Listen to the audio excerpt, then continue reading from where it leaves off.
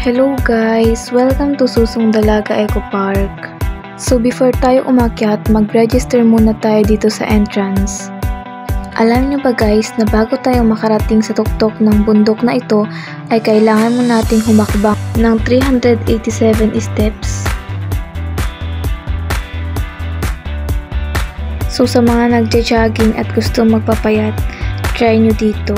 Halain mo yon 387 steps bago ka makarating sa tuktok ng bundok na to.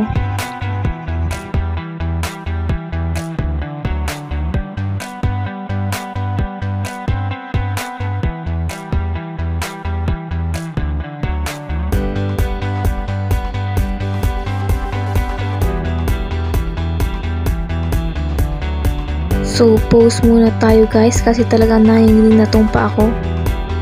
And guys, may kuweba pala dito. So guys, ganito naman yung view.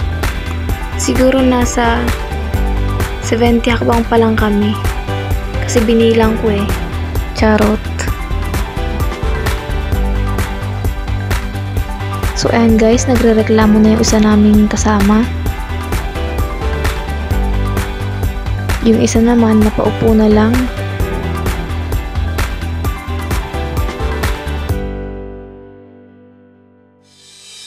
Magrereklamo lang daw siya, pero hindi siya susuko.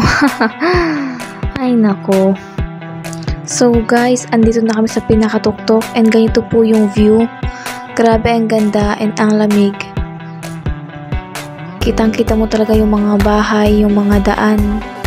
And guys, matutulis pala yung mga bato dito kaya dapat dahan-dahan lang talaga.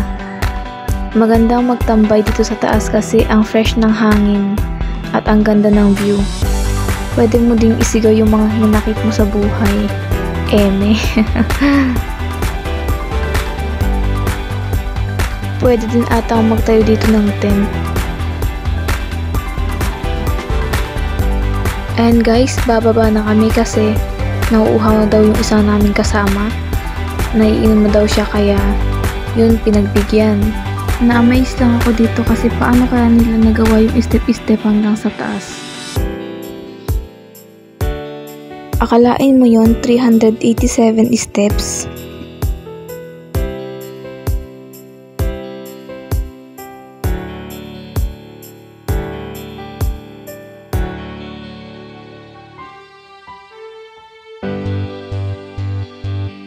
So ayan po guys yung itsura ng bundok.